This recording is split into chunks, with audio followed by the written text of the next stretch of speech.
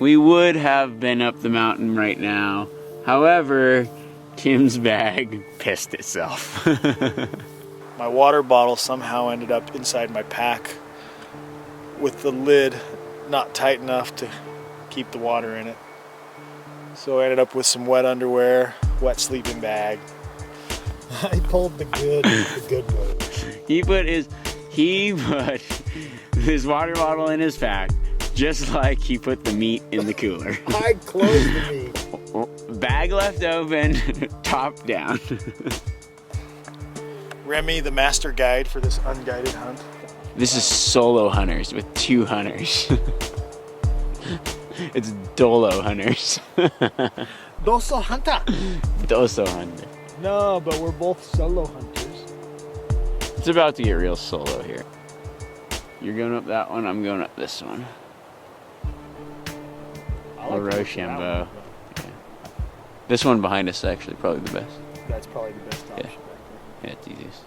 I will say about New Zealand, the valleys look so pristine and beautiful. It looks like you're just in someone's backyard, and we're like way back here, like on the videos and everything. We're so far back. And it looks like, oh yeah, you're just in a little nice park, and there's just some mountains going up. It's freaking rough. You might think, hey, they've got a car back there, a truck back there. Yeah, exactly. It can't be very far. It's so far. Yeah. It took us 5 hours just to go. It's about an hour a mile. Yeah.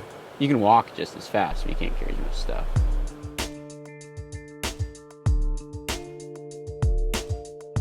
This is some pretty bad country, pretty bad. So we're gonna go up this canyon right there. Maybe back here. We spotted a tar over here too, but we'll make a plan first thing in the morning and go split up and do some hunting. Hunting and filming, see how it turns out. Bull tar. See that see the grassy bench with the monkey scrub? Yeah. And there's a little cliff going right above that little cliff. Gotcha. Tar spotting machine. We've spotted all of them. I haven't spotted one. You can edit that out. I can edit that out. Now that I've got all the jabs from Remy out of the way, I can finally get back to what I really came here for. On this hunt, Remy and I are both hunting for mountain tar and possibly later on getting a chance at a wild chamois. We're hunting separate drainages in a very remote part of the Southern Alps on New Zealand's South Island. I've come up the valley about 2 miles from the hut. So I'm just now leaving the valley floor. Gonna work my way up the mountain. Most of these bulls that I've seen have been hanging out up in the cliffs, just as high as you could possibly get. You know, I've seen some of these tar in places where you wonder even why they're there, or how do they get there.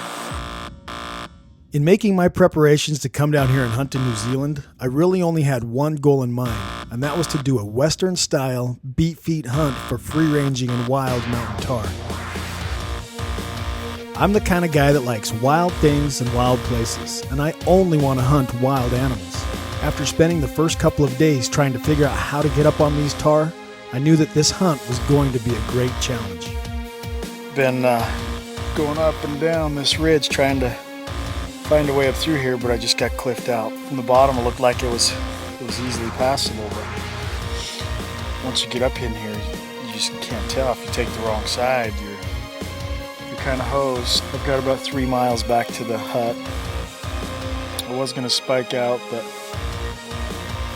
I mean, I'm stuck here on a part of a mountain where you can't get anywhere. So anyway, that's it. A little dejected right now, if you can't tell.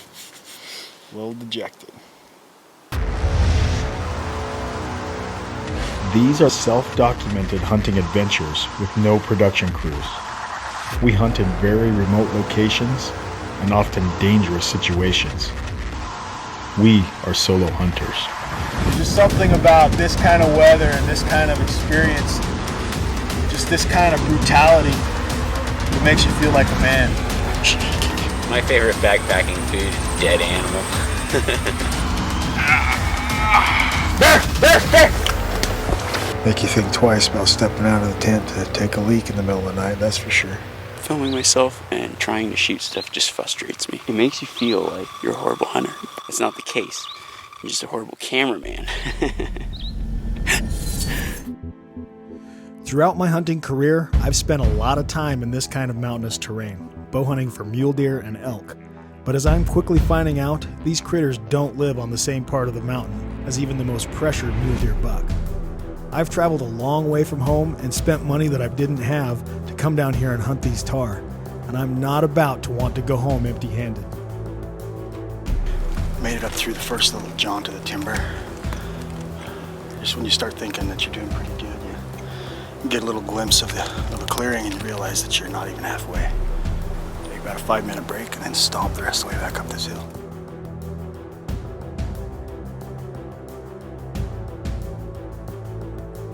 Two days into it, I've decided at this point to drop my pride and to start being smart about this hunt. But after having this raghorn stag come up to within bow range, I'm second guessing my decision to only hunt with my rifle and leave my bow back down at the hut. If I hadn't already killed a nice stag a few days before, this guy might have been in trouble.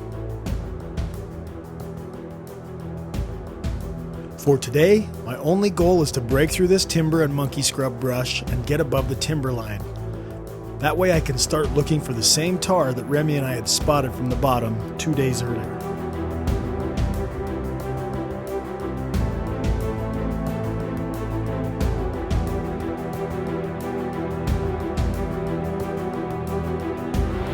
Made it up through the trees. Weather's kind of coming in, so I swear from the bottom Remy and I saw, I think there was 5 bull tahr. Before I do much right now, I'm going to try to find a spot underneath a rock. A little overhang or something to get my bivvy underneath. So it's going to rain. I better do that right now before this comes in. Otherwise I'll be sleeping wet. I don't want to sleep wet.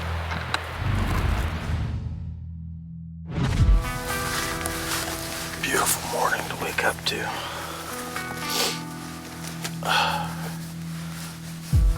Valley floor is all socked in.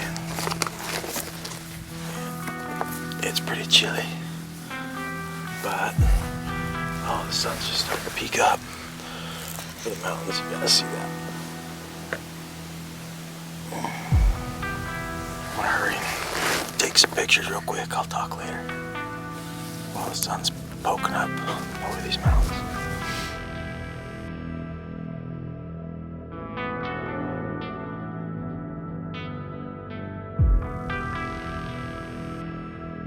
It's a pretty sleepless night last night. I never sleep very well on the ground, but yesterday was a pretty grueling day hiking up the mountain. It was a long ways. I don't remember how many feet in elevation, but you can see the valley floor down there. I mean, it's a ways. It's a ways. It's definitely, well over 2,000 feet, probably closer to 3,000 feet in elevation change. It's tough. It's just like a goat hunt or a sheep hunt back home. Feeling pretty dang gratified.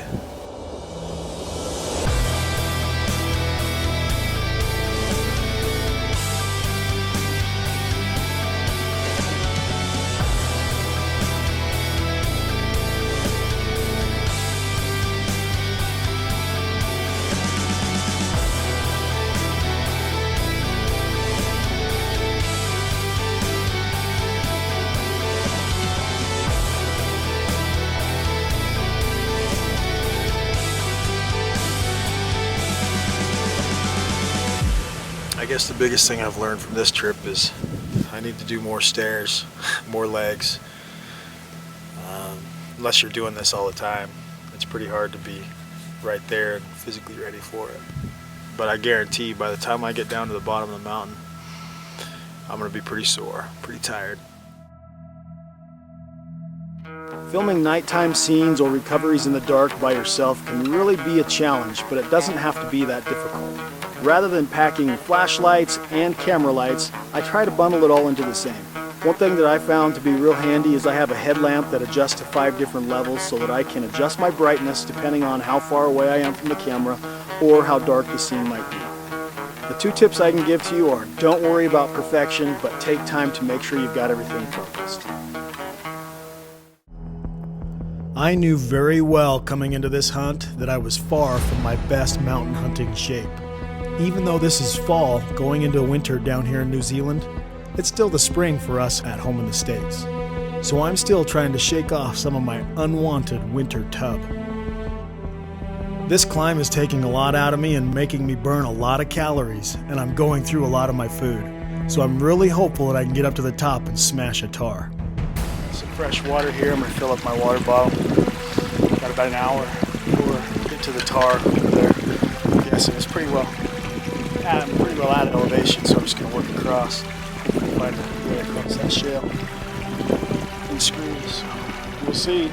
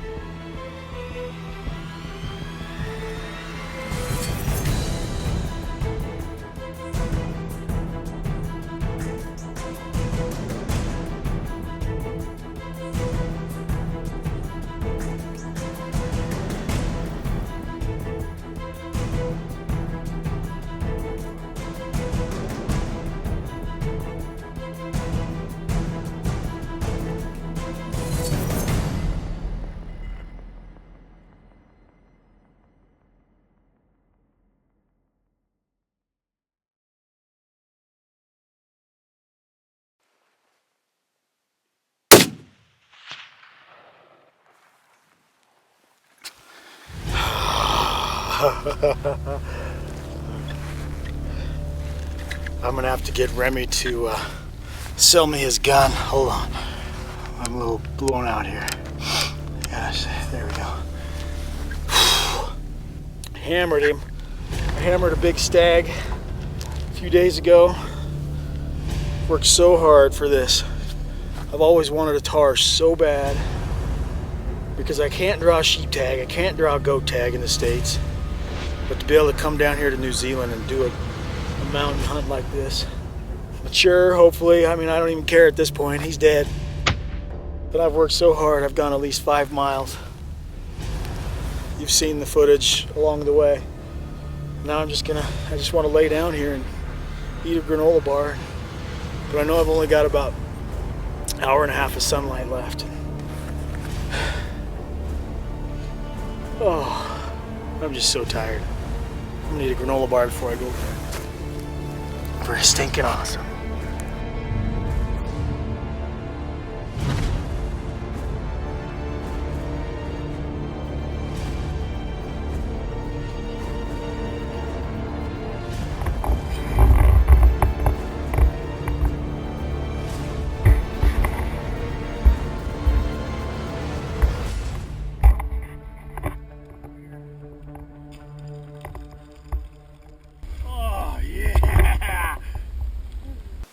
Man, he just blows me away. He's so beautiful, black, heavy mass.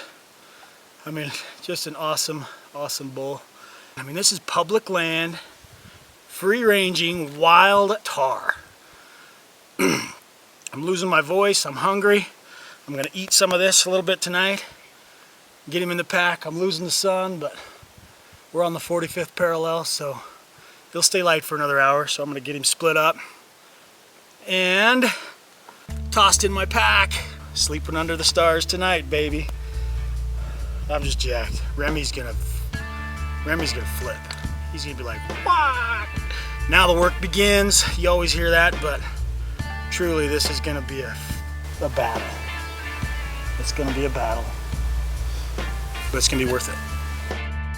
I can't tell you how excited I am to have this tar down, but the biggest downfall to hunting solo is there's no one to share the excitement with.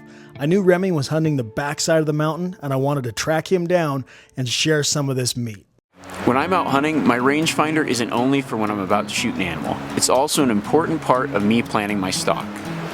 Let's just say there's a mule deer across the canyon, bedded down at 363 yards. I range a rock behind him, it's 385 yards. By subtracting those two distances, I know that if I get to that rock, I'll have a 22-yard shot on that buck. My rangefinder allows me to know the exact yardage that I plan on stalking into before I ever even make a move. Man, look at this. There we go. We got some light in there now. Oh, yeah, dude. That's nice. That's awesome. We gotta get this one going here. This one might not be as good. The old couple's retreat. Now nobody's gonna want to come out with me. So you gotta sleep in a rock. They're gonna like it. They're gonna do it for the adventure. What about the adventure? What else have we got? We got some Mountain House and meat sauce. Got a little tar boiling up in the jet boil. Get the scuzz off.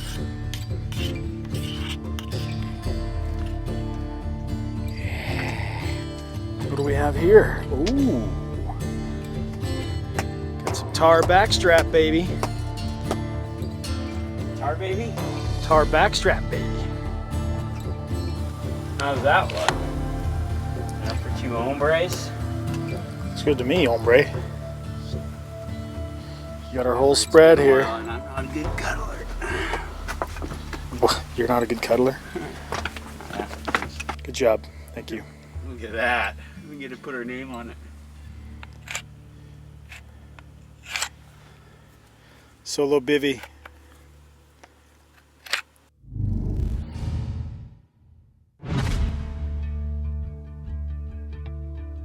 Got to go over and get some meat off the hindquarters and then get back over to camp, get everything packed up, and head down the mountain. I'm in kind of a somber, tired mood right now. I'm pretty tired, but finally able to put it together on a tar hunt. Been wanting to do it for a long time. If you are a mountain man, an adventurer, and you want to do a grueling, brutal hunt for an absolute amazing trophy, get a hold of Remy Warren.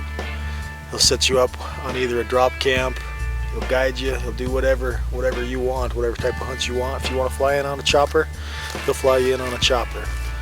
But you got to come and do a hunt like this to get an absolutely amazing trophy like the tar. They're pretty special animals. And I chose to do the public land and to do it yourself. And, adventure style hunt. But if you are interested at all in New Zealand, whether it be tar, stag, chamois, anything else, get a hold of Remy Warren. Just got the rest of my bag packed up. Just got to put in the camera, close her up, and head down the mountain. Not too excited about lumbering all this weight down the mountain, but gotta be done. Got the meat and the cape, camping gear. Remy's gonna stay up here on the mountain another day. He'll probably stay the night here tonight. He went up after him with his bow, but I'm gonna get this one off the mountain and then grab my bow and either head back up midway up the mountain tonight and camp out, or stay at the bottom depending on how I feel, and then go after some chamois or another tar with my bow in the morning. So pretty awesome. Now I just got to lumber down with all that weight. Don't know if I'm ready or not, but might as well get it done. I've spent the last 2 weeks of my life in a new land going after 2 new species of animals for me. I really feel like the hunt I was expecting to find in New Zealand was a bust. And for that I'm glad, because the amazing adventure and journey that I had instead was something that I could have never planned for in my wildest dreams.